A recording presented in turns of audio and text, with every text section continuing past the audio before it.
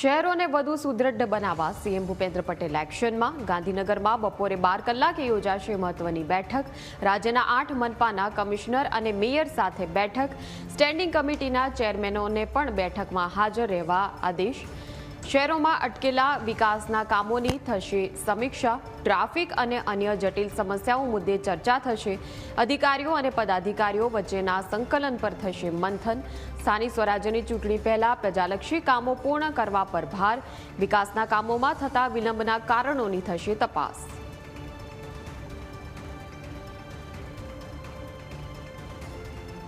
તો સ્થાનિક સ્વરાજ્યની ચૂંટણી પહેલા પ્રજાલક્ષી કામો પૂર્ણ કરવા પર ભાર મૂકવામાં આવ્યો છે અને વધુ સુદૃઢ કામગીરી શહેરોમાં થાય એના માટે સીએમ ભૂપેન્દ્ર પટેલ દ્વારા આ બેઠક એમની અધ્યક્ષતામાં બપોરે 12 કલાકે ગાંધીનગરમાં મહત્વની બેઠક કે જ્યાં રાજ્યના 8 મનપાના કમિશનર અને મેયર સાથે બેઠક યોજાશે.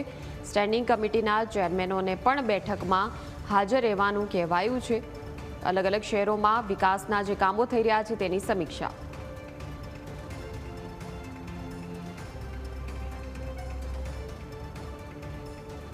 સંવાદદાતા મલ્હાર આપણી સાથે લાઈવ જોડાઈ ગયા છે. મલ્હાર, આજે સીએમની અધ્યક્ષતામાં ખૂબ જ મહત્વની બેઠક મળવા જઈ રહી છે, શું વિગતો?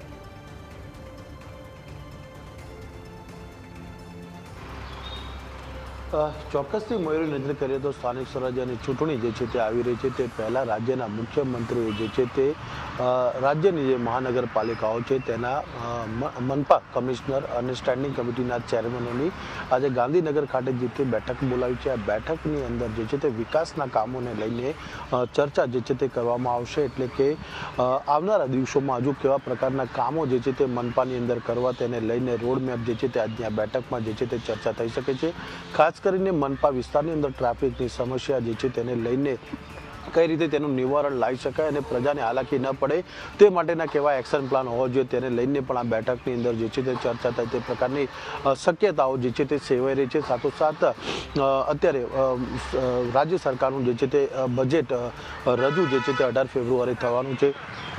તે બજેટને લઈને પણ જે છે તે આ બેઠકની અંદર ચર્ચા થશે. સાથોસાથ મહાનગરપાલિકાઓના પણ જે બજેટ જે છે તે આગામી ફેબ્રુઆરી માસમાં થવાના છે ત્યારે બજેટની અંદર કેવા પ્રકારની યોજનાઓ છે તેનો પણ જે છે તે પીપીટીના માધ્યમથી જે છે તે મુખ્યમંત્રીને જાણકારી આપવામાં આવશે. મુખ્યમંત્રી પણ બજેટમાં ક્યાંક સુધારા વધારાની સૂચના આપી શકે છે કારણ કે મોટાભાગની જે મોટી મહાનગરપાલિકાઓ છે, અમદાવાદ છે, બરોડા છે, રાજકોટ છે, સુરત છે, આ બધી મહાનગરપાલિકાઓમાં કેટલીક નાની મોટી અડચણો જે છે તે સામે આવી છે. તો તે અડચણોને કઈ રીતે દૂર કરવું, બજેટમાં કેવા પ્રકારના પ્રાધાન્ય આપવા જોઈએ કે જેથી પ્રજાને ફાયદો થાય, આ તમામ મુદ્દાઓને લઈને ચર્ચા જે છે તે કરવામાં આવશે. ખાસ કરીને જે ચોમાસાની પરિસ્થિતિ જોઈએ તો ચોમાસામાં ભૂવા પડવા અથવા તો રસ્તાઓ તૂટી જવા, સાથોસાથ પાણી ભરાઈ જવા, પાણીનો નિકાલ યોગ્ય રીતે ન થવો, આ તમામ મુદ્દાઓ જે છે તે આવનારા દિવસોમાં પ્રજાને તકલીફ ન પડે તે માટે કઈ રીતે આયોજન કરવું તેને લઈને ચર્ચા જે છે તે જે બેઠકની અંદર જે છે તે કરવામાં આવશે. એટલે કે મુખ્યમંત્રી જે છે તે મહત્વની સૂચનાઓ જે છે તે આ બેઠકની અંદર આપી શકે છે. ને અત્યાર સુધી મનપાએ કરેલા કામો અને મહત્વના પ્રોજેક્ટોની પણ સમીક્ષા થશે કારણ કે ચૂંટણી આવી રહી છે. ચૂંટણી પહેલા આચારસંહિતા લાગતી હોય છે એટલે કે આચારસંહિતા પહેલા કયા મહત્વના પ્રોજેક્ટો જે છે તેનું લોકાર્પણ કે ખાતમુહૂર્ત કરવું તે મામલે પણ જે છે તે આ બેઠકની અંદર ચર્ચા કરવામાં આવશે. મયુરી, બિલકુલ આભાર મલ્હાર સમગ્ર માહિતી આપવા બદલ. તો સ્થાનિક સ્વરાજ્યની ચૂંટણી પહેલા તમામ જે શહેરો છે તેમાં જે મુખ્ય સમસ્યાઓ હોય છે ટ્રાફિક સહિત અન્ય જટિલ સમસ્યાઓ મુદ્દે ચર્ચા થશે અને અટકેલા જેટલા પણ વિકાસના કામો છે એને ગતિ સાથે પૂર્ણ કરવા બાબતે ચર્ચા કરવામાં આવશે. તમામ અધિકારીઓ અને પદાધિકારીઓ પણ આ બેઠકમાં જોડાશે. તમામ 8 મહાનગરપાલિકાના મેયર, સ્ટેન્ડિંગ કમિટી ચેરમેન તમામ આ બેઠકમાં યોજાશે અને અલગ અલગ શહેરોમાં જે કામગીરી થઈ રહી છે તેની સમીક્ષા.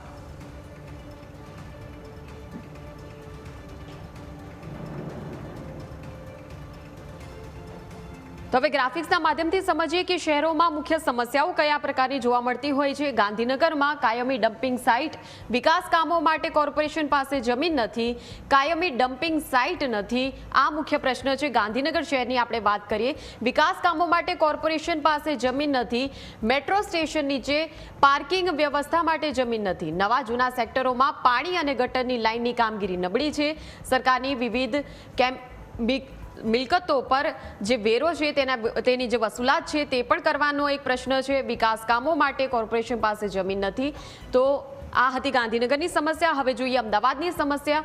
ચોમાસામાં વરસાદી પાણી ભરાવાની સતત સમસ્યા, પાર્કિંગની સમસ્યા હોય છે. મલ્ટી લેવલ પાર્કિંગમાં અવેરનેસનો અભાવ છે. જૂના બ્રિજના રિપેરિંગમાં અનેક સમસ્યાઓ હોય છે. પાર્કિંગની જે સમસ્યા છે, જૂના બ્રિજના રિપેરિંગમાં પણ ખામી જોવા મળી છે. અનેક બ્રિજને બંધ કરવા પડ્યા. ગટર, ડ્રેનેજ અને પ્રદૂષણ પણ વધ્યું છે. પ્રદૂષણ પણ અમદાવાદમાં એક મોટી સમસ્યા છે. સુરતની હવે આપણે વાત કરીએ કે સુરત શહેરમાં કેવા પ્રકારની સમસ્યાઓ છે. મેટ્રોની કામગીરીના કારણે ટ્રાફિક જામની સમસ્યા છે. ડ્રેનેજ અને ચોમાસામાં પાણી ભરાવાની સમસ્યા, પીવાના પાણીમાં પ્રદૂષણ, બીમારીનું પણ જોખમ સતત જોવા મળતું હોય છે. પાર્કિંગની જાણે સમસ્યા જે છે એ માથાના દુખાવા સમાન બની છે. ટેક્સટાઇલ પ્લાસ્ટિક વેસ્ટનો નિકાલ નથી થતો. તાપી નદીમાં પ્રદૂષણનું સ્તર વધ્યું છે, જેના વિશેનો અહેવાલ પણ ન્યૂઝ કેપિટલ દ્વારા પ્રસારિત કરવામાં આવ્યો છે. ડ્રેનેજ, પીવાના પાણીની સમસ્યા, મેટ્રોની કામગીરીના કારણે ટ્રાફિક જામની સમસ્યા. હવે આગળ જોઈએ વડોદરા શહેરમાં કેવા પ્રકારની સમસ્યા. ટ્રાફિક જામ અને ગેરકાયદે પાર્કિંગની સમસ્યા. વરસાદ બાદ રસ્તા પર ખાડાથી લોકોને ભારે હાલાકી વેઠવાનો વારો આવ્યો છે. લોકોના ઘરો સુધી પીવાનું પાણી નથી પહોંચતું. તો ચોમાસામાં ડ્રેનેજની પણ સમસ્યા વડોદરામાં સામે આવી રહી છે. અનેક વોર્ડમાં કચરો સમયસર ઉઠાવાતો નથી. ફૂટપાથ અને જાહેર રસ્તા પર ઠેર ઠેર દબાણ વડોદરાની શેરીઓમાં જોવા મળે છે. વિશ્વામિત્રી પ્રોજેક્ટ અંતર્ગત જે કામો થવાના હતા તે અટક્યા છે.